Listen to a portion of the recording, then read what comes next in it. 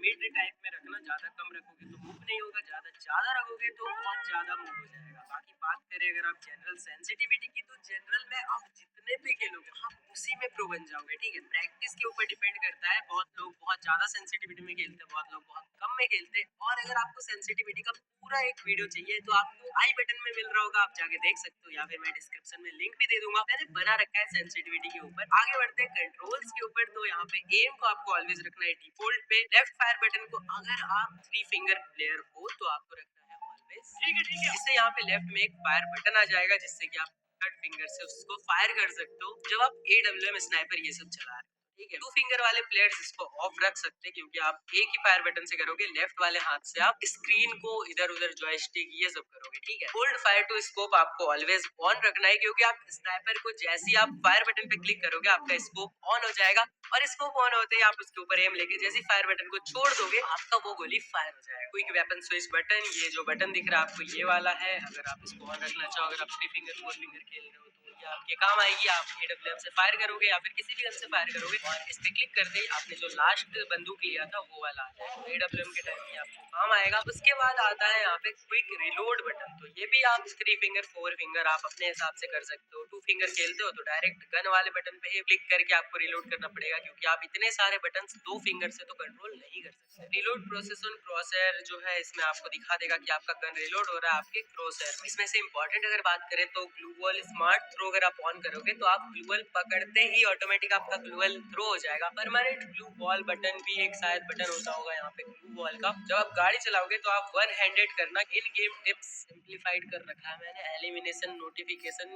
Classic कर रखा है मैंने। ऑटो क्विक मैसेजेस ऑन कर रखे हैं मैंने। ये सब उतने वो इम्पोर्टेंट नहीं है, बस नॉर्मल है ये सब चीजें। आपके गेम प्ले को अफेक्ट नहीं कर। टीममेट निकनेम अगर आप हाइड कर दोगे तो आपका वो जो उनके ऊपर लिखा आता है ना वो नहीं दिखेगा। आप अपने टीममेट्स को भी एनिमी समझ बैठोगे। तो ये ऑलवेज डिस्प्ले ही करके रख रहा हूँ। एनिमी आउटलाइन आपने जैसा कि अभी देखा होगा, नया नया सिस्टम आया है एनिमी आउटलाइन। अगर आप ऑन करते हो तो एनिमी के ऊपर एक आउटलाइन आ जाएगा। अगर आप इसको ऑफ करोगे तो एनिमी के ऊपर आउटलाइन नहीं आएगा, जो पहले था वैसे ही रहेगा। बाकी यहाँ पे ऑटो पिकअप में सबको ऑन रख देना है।